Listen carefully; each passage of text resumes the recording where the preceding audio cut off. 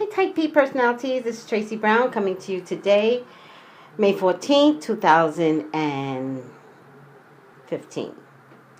We're going to continue with the online tutorial of the major arcana in the tarot cards. I hope this is becoming fun for you guys. And I hope it's not too much information. I hope you're taking it the way I learned it, which is fun, light, and engaging. We're in a section of what I call the cover-up cards, right? And so we have the Hermit. Check out the video on the Hermit. It is a cover-up card. Something's covered up. Something's frozen. And then we also have the High Priest. The High Priest, which is also a cover-up card. Has to do with morals, structure, order, tradition. But is there a cover-up? Is there a reason why something needs to be so organized? And is the reason good? Or is the reason bad? And then we have the High Priestess. And I didn't go into that yet. Which has no relationship with the High Priest. The High Priest is called the Hierophant in other decks. And this deck is called the High Priest. And the High Priestess is more of an emotional card, which is the reason why we get the color blue. Blue is very important in the tarot cards. It attracts the emotions. That's what blue means in the tarot cards. So if you get all this blue, there's a reason for it. But it's also a cover-up card. We'll talk about that when we get there. Because today is the Moon card. The Moon card. The Moon card. Also a cover-up card. Also in the dark of night. I've never seen a Moon card not be in the dark of night. It is the opposite of the sun. The sun illuminates. The sun grows. The sun widens and broadens and expansion. The sun. But this is the Moon card. Now, don't get it twisted. There's chemosynthesis in the ocean. So something grows there too. Is it good? Or is it bad? The Moon card. Let's begin. Don't forget to get the book, Tarot Plain and Simple by Anthony Lewis. This is the book that I'm using, and I'm not deviating from it. So get the book. I have no financial ties to this guy. But it is the book I've used all my life, and it is the best go-to book. You'll find other books out there. This is the one that will be the best for you. And get the app, the Witches app, which is $3.99. It is the card that I'm using. So enjoy the app. Let me get my glasses. The Moon card. La Luna. Deep instinctual forces, self-deception, and deception. It's the pull of the moon. It's the pull of the moon. You will see in most hospitals when there's a full moon, the ER is crowded. Moon's attached to our emotions, the moon, but not in a healthy way, which is why you don't quite see blue here. I put the blue here, but in the deck, you don't quite see the blue because it's like, it's such a dark navy blue. You know the difference between the black? Is that black or is that navy blue? Past conditioning that affects your behavior. A time to be passive and receptive. It is your intuition. Dreams, imaginations. Mystery, bewilderment. An oceanic feeling. The creative potential of the unconscious. Fiction. Creative writing, acting, Work involving illusion. The entertainment industry. Now, I love to talk about the entertainment industry because I want people to understand that you remember we're just going to work on a major arcana as soon as the tutorial is done, but it's going to be like the second part of the tutorial for the major arcana, right? But if you're asking, will I ever be a star? Ever? Or will my daughter, will my son, or, will I get this next role? Is this next role going to be good for me? Should I go out on this audition? And you get the moon card, which means entertainment because of the question that you were referring to.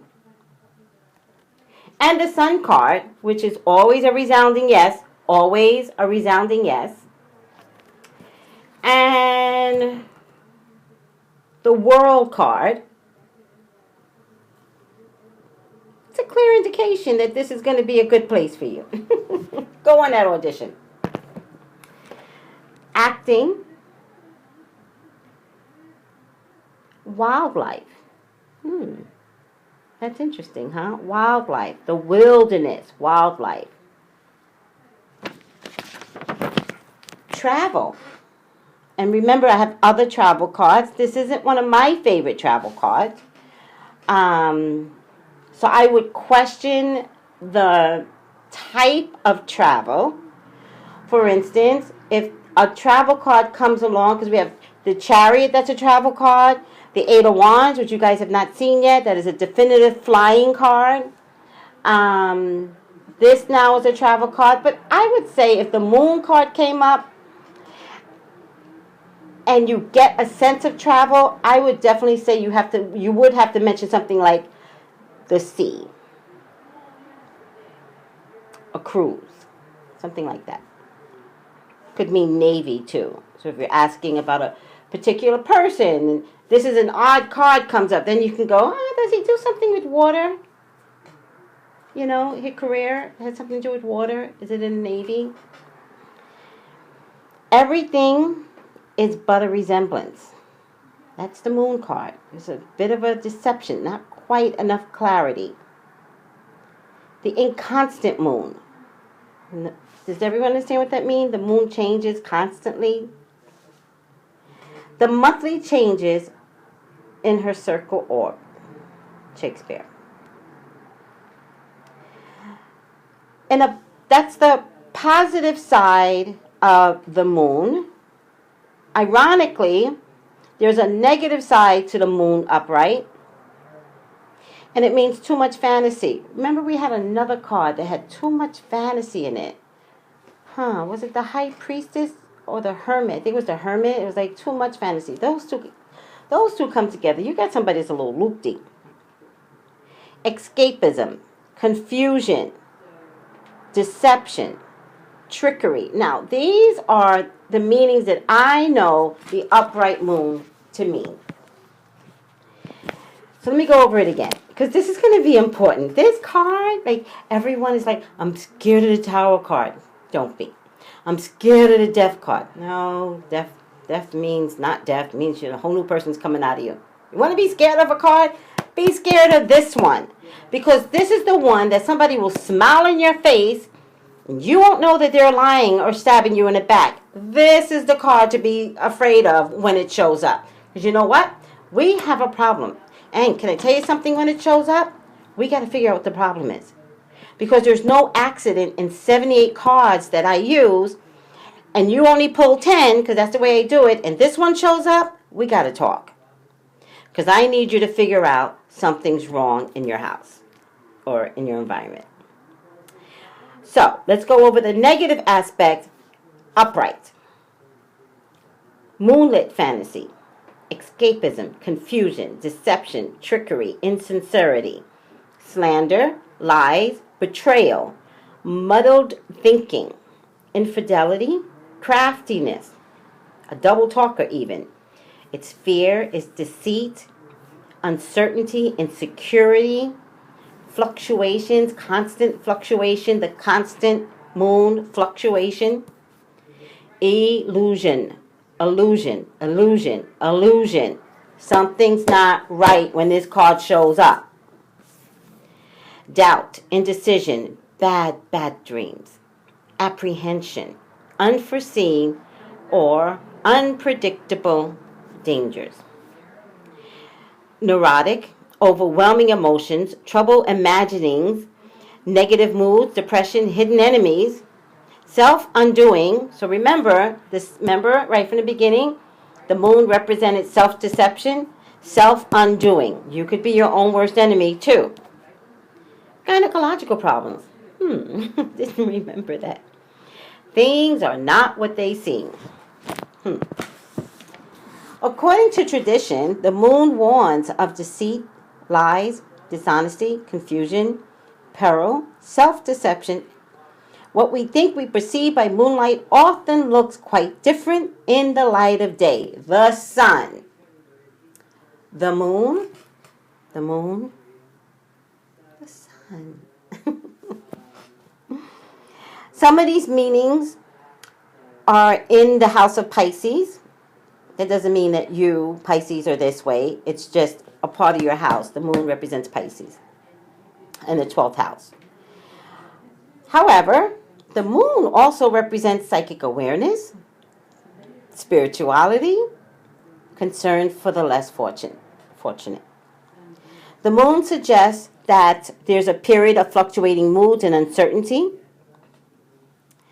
That which is invisible or secret, it's coming to the surface. When you come to me and I get this card, half the times if it's about cheating, half the times you already know.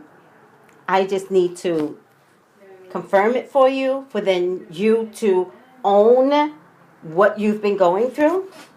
That's my job. Not to tell you what to do, but to allow you the process to open up that something is wrong in your life.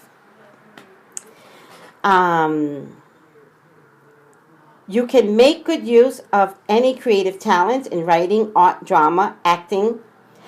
Also refers to psychology or psychotherapy or counseling or life coaching. All those things fall under the moon in terms of people and title. Expect the uncanny. Now, can we go back to deception, lies, deceit, and the phrase, expect the uncanny. You know that you've had someone that's lied to you in your life. I don't care who it is. How topsy-turvy is their language, and how topsy-turvy do you feel when you communicate with this person? Expect the uncanny, because the gift of the moon is to keep you off your toes. That character, when this character shows up, male or female, it's to keep you off your toes. Expect the uncanny. Be prepared. Also means attending to your dreams, attend to your feelings, attend to your hunches. And your intuition is heightened when this card comes up. It is important to become aware of what lies beneath the surface and or buried in the past.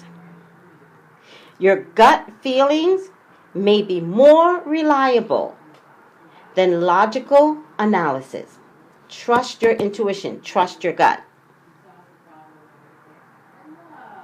It's also a very primitive card. It's a primitive animal type card.